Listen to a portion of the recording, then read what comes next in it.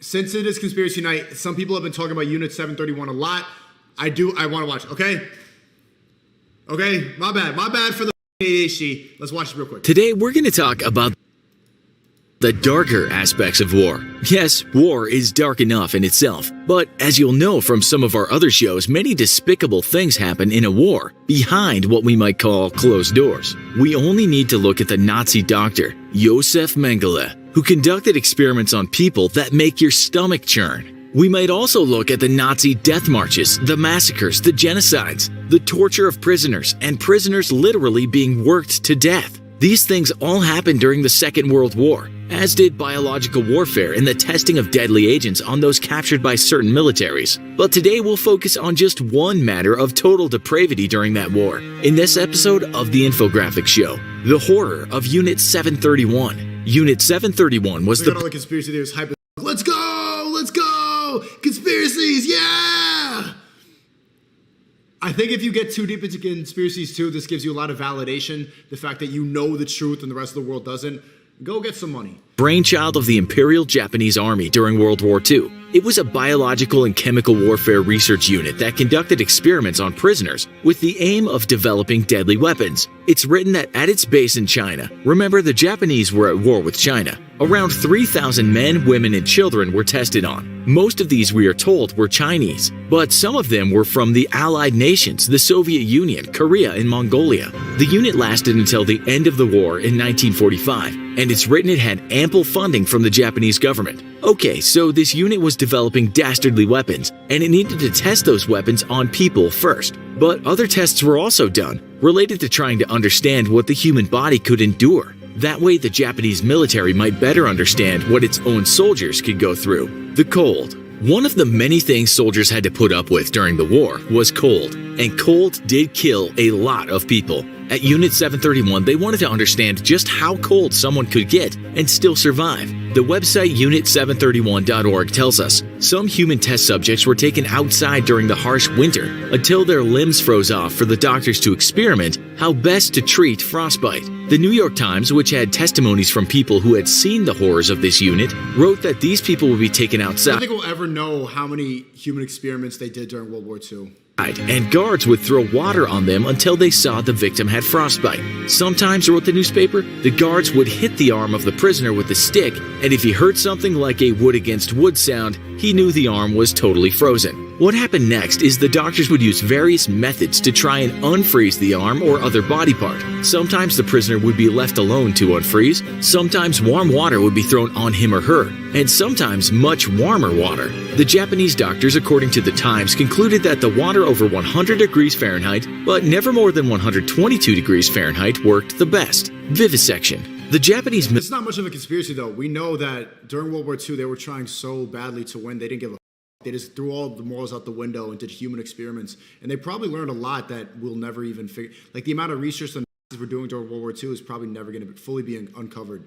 All the Americans were using acid to try to see like how we could the human brain. It was, they said, the world's probably going to end. Let's just use humans as rats. Military also wanted to know how best to treat diseases and injuries, but we're told that to do this they would often use live prisoners to operate on. It said that some of these prisoners would be deliberately given a disease, and then the doctors would open up the body of the patient without any kind of anesthesia. They wanted to look at the effects of the disease before the body began decomposing, and that's why they kept the subjects alive. These people were called marutas or logs. The New York Times, with testimony from a former surgeon, said they just wanted to know what had happened inside. That man told the Times, "I cut him open from chest to the stomach, and he screamed terribly, and his face was all twisted in agony. He made this unimaginable sound. He was screaming so horribly, but then he finally stopped." This was all in a day's work for the surgeons, but it really left an impression on me because it was my first time testing pathogens. One of the major experiments at Unit 731 was to test how certain pathogens, including cholera or anthrax, would affect a number of people if they were exposed to the pathogens. They didn't just do this inside the camp, but also did what they called field testing. This was done by dropping the pathogens on small communities in China. They wanted to see if they could cause an outbreak of disease. We're told some of these experiments were successful, so the Japanese then... The Chinese wanted to see if they could spread an outbreak of disease? Had the idea to carry these pathogens to the United States in what were called balloon bombs. It's written that the Japanese did send about 200 balloons to the US, but these failed for the most part, only leading to the death of 7 people. They also had a plan to drop plague-infected fleas on San Diego by using kamikaze pilots, testing weapons. The Japanese also wanted to test weapons that they could use on the battlefield, and this included regular weapons but also toxic gases. To do this, prisoners would be taken out to a field and tied to a spot with a stake. The soldiers would then start testing, which sometimes just meant shooting guns at the target, and other times throwing grenades at certain distances to see how effective they were. The bodies of the victims would then be analyzed, so the Japanese knew exactly what damage their weapons could do. How did they find this out? We're told that in one experiment, gas was fired at the tied-up prisoners, but the wind changed direction, and it sent the Japanese soldiers running. It's also said that the soldiers would occasionally test out their flamethrowers on the prisoners, the pressure chamber, and spinning. While Japanese people who had worked in the camp later recalled how many parts of prisoners could be seen in jars all over the camp, it's not always known how these people died. Perhaps one of the worst deaths was the pressure chamber. We're told that prisoners would be placed inside a pressure chamber, sometimes alongside another prisoner, and the pressure would be turned up until basically the prisoner's eyes popped and they eventually died. If that wasn't horrific enough, other prisoners would literally be spun to death so that the military could test centrifugal forces, operations. The Japanese also wanted to have better surgeons, and those surgeons needed subjects to work on.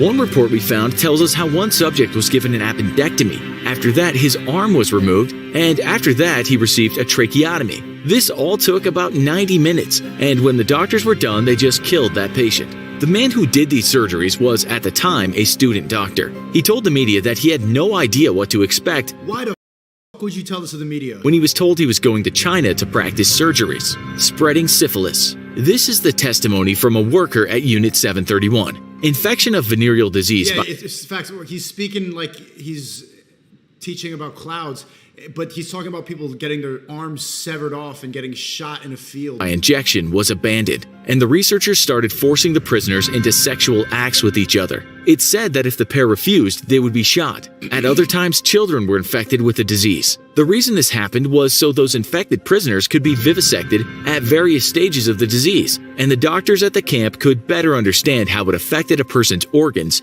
during that stage of the infection. Forced pregnancy.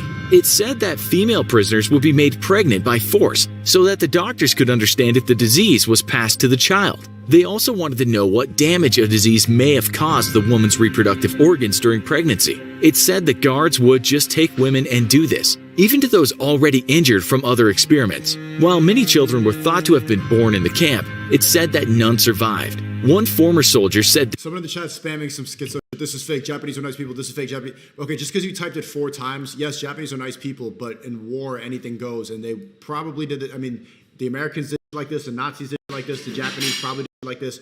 This is what the generals do when you need to win, when you need to find out how to kill another person. You're going to do experiments. Anything goes in war. This sometime later. Of course, there were experiments on children, but probably their fathers were spies. For a long time, this unit was not talked about, but The Guardian reported in 2018 that Japan released lots of information from its national archives relating to Unit 731. Prior to this, much of what we knew was only based on testimonies.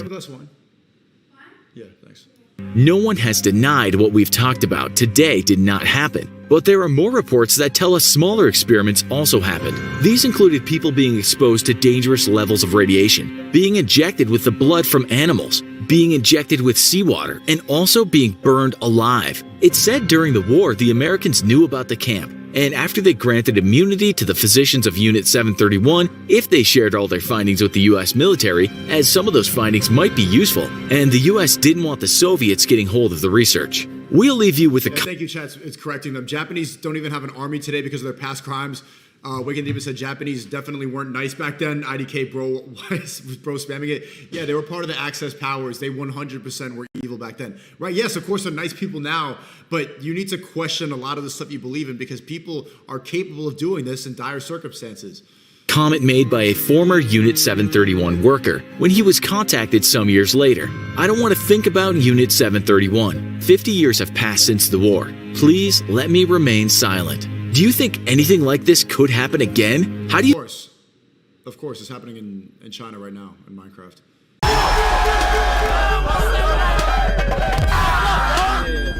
That's it. Your job?